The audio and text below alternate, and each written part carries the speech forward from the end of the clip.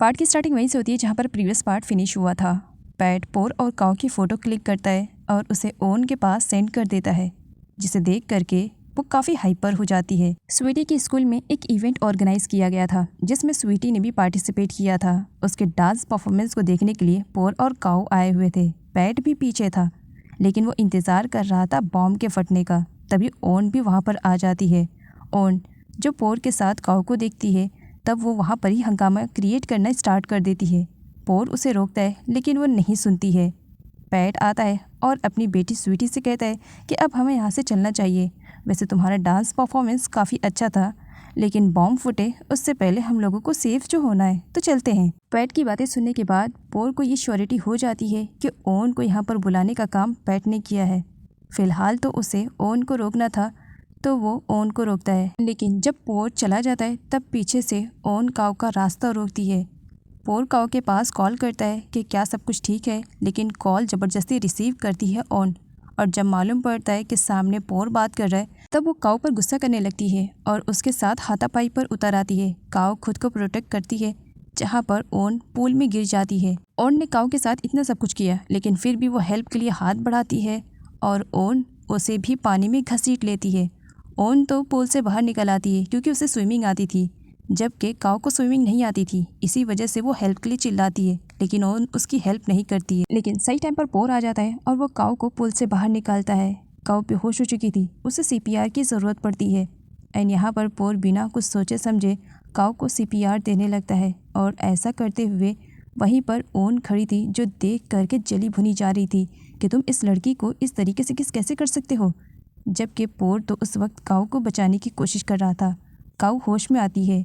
पोर उसे अपनी जैकेट से कवर करके लेकर के जा रहा था, लेकिन तभी वहाँ पर थी आ जाता है। काऊ के साथ जो कुछ भी हुआ था, इन सब का ब्लेम वो पोर पर डालता है और पोर की जैकेट निकाल कर उसे वापस करता है, जबकि खुद की जैकेट से वो काऊ को कवर करके वहाँ से लेकर के चला जाता है। आगे वो उसे मेडिकल पे ले जाता है मेडिसिन दिलाने के लिए, जहाँ पर प्यून थी। प्यून को सब कुछ मालूम पड़ जाता है कि किस तरीके से ओन की वजह से काऊ की कंडीशन इतनी ज़्यादा ख़राब हो गई थी। जब ओन और पोर की बातें चल रही थी, तब पीछे से कॉन्ग सुन लेता है। कॉन्ग को धक्का लगता है कि ग्रैंड मदर के मना करने के बाद भी उसकी सिस्टर पोर की ही कंपनी में काम कर रही है। कॉन्ग गुस्से में काऊ से कहता है कि वो जा करके सब कुछ ग्रैंड मदर को बता देगा, जिस पर काऊ कॉन्ग को रोकती है और उससे कहती है कि उसके पास दूसरा कोई ऑप्शन नहीं था। ग्रैंड मदर की मेडिसिन के लिए उसे ना चाहते हुए भी पोर की कंपनी में काम करना पड़ रहा है और रिक्वेस्ट करती है कि वो इन सब के बारे में ग्रैंड मदर को ना बताए। कॉन्ग को ढूंढते हुए ग्रैंड मदर और बाकी सारे लोग भी वहाँ पर पहुँच जाते हैं। ग्रैंड मदर काऊ से पूछती है तुम यहाँ पर क्या कर रही हो। काऊ झूठ बोल देती है, एक्चुअली मैं कंपनी से जल्दी आ गई थी, सोचा आपकी मेडिसिन लेती चलूँ, बस इसी वजह से मेडिसिन लेने के लिए यहाँ पर आई थी। ग्रैंड मदर कहती है मुझे तुम्हारी कंडीशन कुछ ठीक नहीं लग रही है। काऊ झूठ बोल देती है कि सब कुछ ठीक है, सारे लोग यहाँ पर फर्स्ट टाइम थी से मिलते हैं। ठीक ग्रैंड मदर और बाकी सभी लोगों को सच बताने वाला था, लेकिन तभी काऊ और उसकी फ्रेंड प्यून दोनों ही उसे इशारा करने लगते हैं कि वो कुछ भी ना बोले, जिसकी वजह से थी समझ जाता है कि मुझे इस वक्त चुप रहना है। वो चुप रहता है और बस वही बातें कहता है जो कि काऊ ग्रैंड मदर से कह रही थी कि उल्टी सीधी बातें सुनने के बाद ग्रैंड मदर कॉन्ग से कहती है इन लोगों की बातें तो मुझे समझ में नहीं आ रही है, क्या काऊ तुम बताओगे या कॉन्ग तुम मुझे बताओगे कि एक्चुअल में यहाँ पर हो क्या रहा है। कॉन्ग अपनी ग्रैंड मदर को बताने वाला था, लेकिन वो काऊ को देखता है जो कि इशारा कर रही थी कि ग्रैंड मदर को वो कुछ न बताए। तब कॉन्ग ऐसे ही करता है और यहाँ पर वो काऊ को सपोर्ट करता है। ग्रैंड मदर के सामने काऊ जिस तरीके से डरी हुई थी, उसका रिएक्शन देख करके थी समझ जाता है कि जरूर कुछ न कुछ तो गड़बड़ है। ओन ने काऊ के साथ जो कुछ भी किया था, इसका रिवेंज पोर ओन से ले लेता है, उसे पूल में धक्का दे करके, और उसे वार्न भी करता है कि काऊ से वो दूर रहे। स्वीटी और पोर की लाइफ का आज सबसे स्पेशल डे है, इस वजह से क्योंकि मानी अपनी सज़ा पूरी करके आज जेल से बाहर निकलने वाली है। पोर ने स्वीटी को कभी नहीं बताया कि उसकी मॉम जेल में है। उसने तो बस यही कहा कि उसकी मॉम बिजनेस ट्रिप से बाहर गई हुई हैं और वो अब उससे मिलने के लिए आ रही हैं। स्वीटी इतनी ज़्यादा खुश थी कि वो काऊ को कॉल करती है और बताती है कि आज उसके लिए बहुत स्पेशल डे है। वो चाहती है कि उसकी आंट काऊ भी उसके साथ रहे। स्वीटी इतने प्यार से काऊ को घर पर आने के लिए इनवाइट करती है कि काऊ मना नहीं कर पाती है। वो बता देती है स्वीटी को कि वो उसके घर पर आ जाएगी, लेकिन जाने से पहले वो इन सब के बारे में अपनी फ्रेंड पियोन को बताकर जाती है। जेल के बाहर मानी को रिसीव करने के लिए पोर और पैट दोनों साथ में आए हुए थे। मानी जेल से बाहर निकलती है और अपने भाई पोर को हक करती है और उसके बाद अपने हस्बैंड पैट को।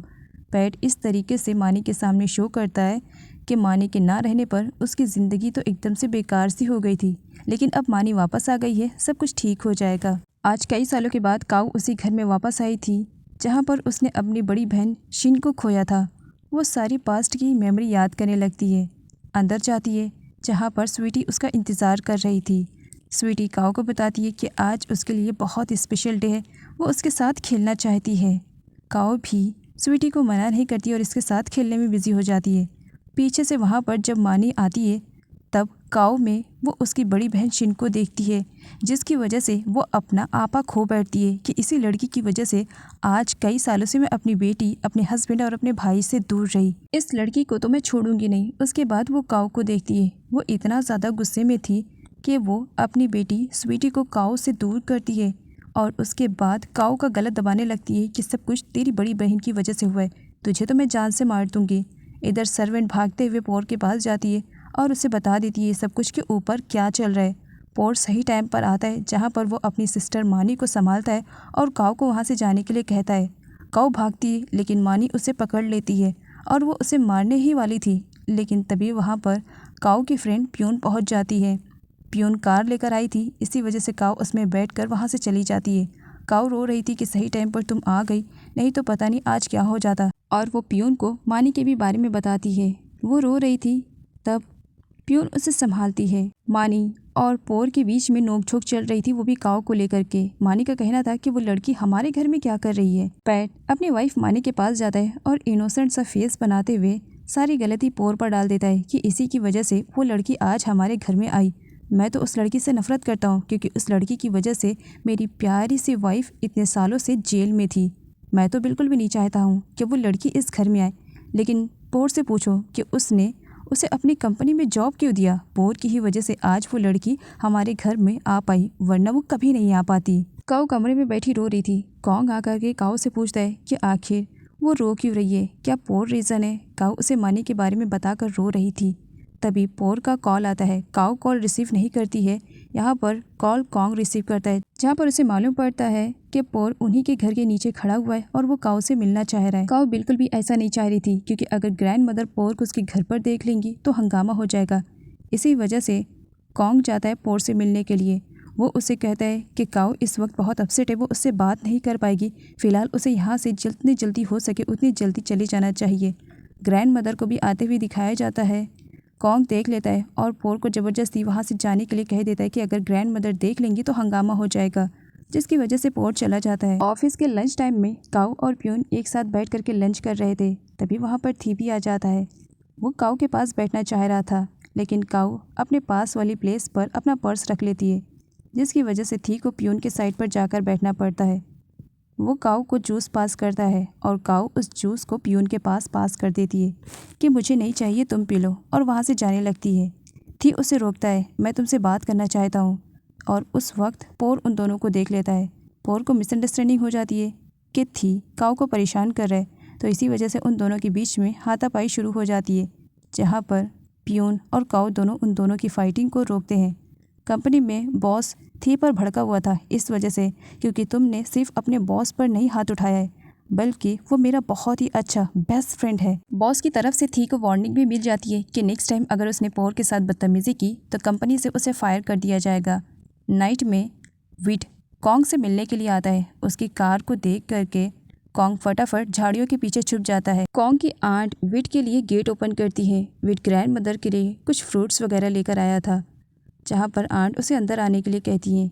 वो कॉन्ग के बारे में पूछता है, जहाँ उसे मालूम पड़ता है कि कॉन्ग घर पर नहीं है। विट वहाँ से चला जाता है। कॉन्ग को जब मालूम पड़ा कि विट जा चुका है, उसके बाद ही वो झाड़ियों से बाहर निकलता है। ओन अपनी पूरी प्रैक्टिस कर चुकी थी। नकली आंसू के लिए उसने अपनी आंखों में बाम जानबूझकर लगाया था क्योंकि मानी उससे मिलने के लिए आई हुई थी। पैट ने मानी को पोर और ओन के बारे में बताया। ओन रोने धोने का नाटक करती है कि किस तरीके से एक लड़की के आ जाने की वजह से पोर उससे दूर होते जा रहा है। पैट ने मानी को बताया कि पोर और ओन दोनों एक दूसरे को लाइक करते हैं, लेकिन एक लड़की इन दोनों के बीच में आ गई है, जिसकी वजह से इन दोनों का रिलेशनशिप टूटने की कगार पर आ चुका है। मानी ऐसा नहीं चाहती थी, इसी वजह से वो ओन के साथ कंपनी जाती है उस लड़की को देखने के लिए कि कौन है। कंपनी में पहुंचती है तब मालूम पड़ता है कि वो लड़की कोई और नहीं बल्कि काऊ है। काऊ की वजह से पोर और ओन के बीच में मिसअंडरस्टैंडिंग हुई है। वो पोर के सामने तो काऊ को कुछ नहीं करती है, लेकिन जब काऊ अकेले होती है तब वो उसका एक्सीडेंट करने के लिए अपनी कार को तेज़ी से चलाती है, लेकिन एक्सीडेंट होता नहीं है।